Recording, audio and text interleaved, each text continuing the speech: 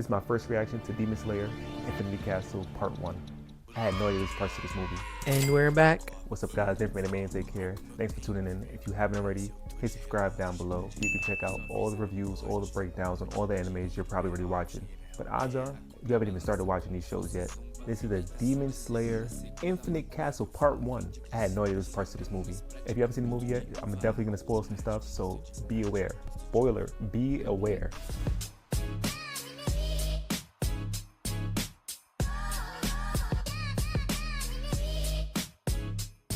Now, I gotta start by saying I'm not even a Demon Slayer fan like that.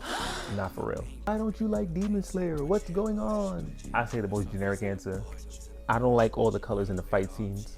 I said it in an older video in my Demon Slayer trailer review. I don't like all the colors. I didn't say it was a bad show. I just said I don't like the colors in the show. That's it. The water style, how they try to make it like water paint, kind of like aesthetically feel, like water paint art style. Nah. So, I was definitely watching this movie from a hater's perspective. This movie was a 10 out of 10. I wouldn't put it as far as a 9 out of 10 or a 10 out of 10. I wouldn't be mad if you said a 9 out of 10 or a 10 out of 10. And I don't even like Demon Slayer like that. Within the first, I want to say 30 seconds of the movie starting, we saw Gyome, how do I say his name? I'm terrible with these names too. Little fun fact, midway through the movie, I forgot Tanjiro's name. That's how much like I'm normally not interested in Demon Slayer. This movie changed my mind completely. 30 seconds into the movie, Gyome was walking, I want to say around a shrine, like a graveyard. That scene, just the aesthetics of it, the aesthetics of that scene, amazing. I knew I was gonna love whatever came after that. I didn't know what was going on, but I was invested from that one scene of him just walking. Fire. We might be getting into spoiler territory, but I want to say 20 seconds into this movie, this man Tanjiro almost got clipped up. He's fallen and he almost died. 20 seconds into the movie, that main character almost died. This is your hero? This is your king? If Gyome wasn't there to save that boy twice, the first 30 seconds, Gyome saved that man. Without him, the movie would have ended right there. One thing I really enjoyed about this movie, all grudges was settled. Everybody shot their fair one. Nobody was getting jumped for real, except for the lower demons and the lower demon corp troop. Everybody was shooting their fair one. First fair one we saw, why y'all did it to her? Crazy Demon Slayer, why'd y'all do that to her? She was not ready for that. That insect Hashira, I don't know her name. I don't know any of these Hashira's names. I'm not really into Demon Slayer that. I can tell you from jump, I'm not into Demon Slayer that. But this movie changed my mind. I'm watching part 2. Part 2 I'm watching. This movie was crazy. That insect Hashira, she was not ready for that, man. The fact that he boofed her and her older sister, and he's about to boof her little sister, this man is ciphering the whole bloodline. I think he's up at 2 or up at 3. Leave him alone. Leave that man alone. I honestly don't know who's gonna defeat him, honestly. Who's strong enough to shape up with him? Maybe the stone Hashira. He's also down there. If not the stone, then maybe the wind. The wind and his brother may go up against him. That's my thoughts. I think the only people that's strong enough to really defeat him. We finally saw the Zenitsu fight. I think there was more hype to the Zenitsu fight than what actually was shown. I ain't gonna lie. It was still a great fight. It was still a great encounter. We found out why Zenitsu was upset the whole time. I thought the demon killed his grandpa, but his grandpa just killed himself. Once again, spoiler alert, if you haven't seen it already, I'm gonna spoil a little bit for you. We gotta talk about it. That part, I was like, all right, Zenitsu, you can't really be mad at him. You can't. He's just living his own life. Your senior's living his own life. He happened to become a demon for more power. Gramps was just tight about it. You can't be mad at him. I thought that he killed Gramps. I thought that he took out Gramps. He didn't, so like, leave him alone, Zenitsu, for real. You mad at him? You gonna find him eventually, but don't run down on him. I thought that was a little weird. Zenitsu only had one form. I never realized. That thunderclap, he could only do thunderclap? Was it thunderbolt? Thunderclap? Whatever it was. He could only do one move? I had no idea. Because that move is super powerful, honestly. That move stops everything. It doesn't matter what. Whatever's going on, that one move is stopping everything. We got Zenitsu and his new move, Form 11. I forgot what it's called. I don't think that form was really too crazy. I feel like it was just a faster version of Form 1. Am I mistaken? I'll have to see that again. Like, there's a lot that was going on in that movie, and it's all in my brain, jumbled up. But I think that Form 11 was basically Form 1, just faster. It was Blue Lightning, which is cool. I wanted to see more from that fight. Actually, I didn't want to see more from that fight, because I just remembered when the grandpa said to Zenitsu in the flashback, I think it was a flashback, when the grandpa said to Zenitsu, "You're my pride and joy," At that point, if the movie ended, I'd have been fine. That was a great highlight in the movie, exactly where it needed to be.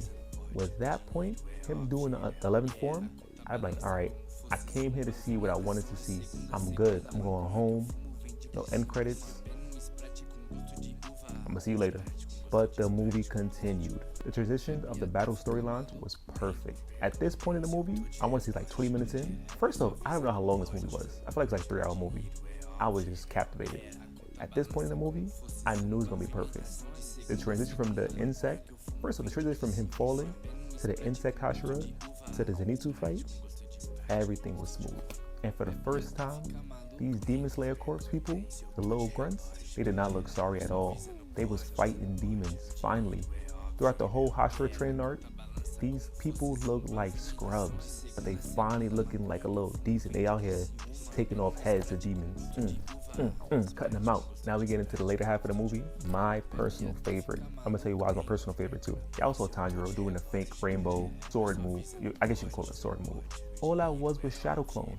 But all that really was is he just ducked super fast. Because the second time he did it, and he stopped halfway, he would just crouch down, super low. And that reminded me that all these breathing techniques, all the animation behind it, really doesn't exist. It's like Haki. They're just breathing and they're doing some amazing stuff. With Haki, you can't see Haki really. We can see Haki because we're watching it. But the people in the world can't see Haki. The people in the world cannot see breathing. I think the biggest part of the show is I never really found somebody that I liked. I never found a character that I really, really liked until this movie.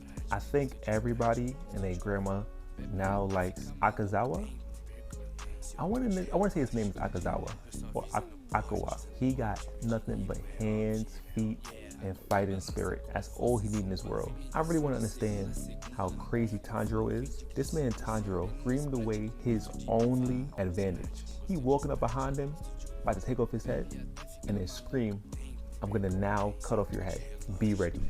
My boy, why would you ever do that? What I really love about this movie, everybody's backstory was shown. The insects, Zenitsu, Tanjiro, Muzan, the leader who blew himself up before, his kids, even the demons' backstories were shown. Akazawa's whole case for trying to be strong was he was never really there for when his loved ones need him. When his dad died, he wasn't there. When his girl died, he wasn't there. When his senior died, he wasn't there. And he said, you know what? I'm tired of this, man. He's just trying to provide for the people for real. Any way he know how. He's only exposed to getting it from the mud. You can't be mad at that. And I had no idea those tattoos meant that he was a thief. He's a thief trying to get food for his dad. Who gonna be mad at that? Then here come Muzan. Muzan, that's his name, Muzan. Here come Muzan. I'm gonna go and taint the man. Well, he's already tainted. He was already a criminal. He was already killing people. Akazawa's mentor was saying, after you got this punch, you're gonna be reborn. In my head and in my heart, I was like, I hope this man becomes reborn again. I hope so, because I need him back in this movie. I need him back in this series. They killed him off. It's funny because people were sad about Rengoku dying. I think I feel that same way about him dying, because he didn't have to die for real. He could have really just stayed and like put hands and feet on everybody, because he even tried to like evolve mid-fight. That was just a great character, man. I wonder what you guys think about him though. Do you guys now like him as much as I do? I feel like this movie was like 3 hours long, but I wanted a longer movie. When the movie was over, I said, wait, this is another part? This is a part 2? Oh, I'll be back. Don't take too long, bro. Knowing them, they might take like next year. It might be in January, honestly.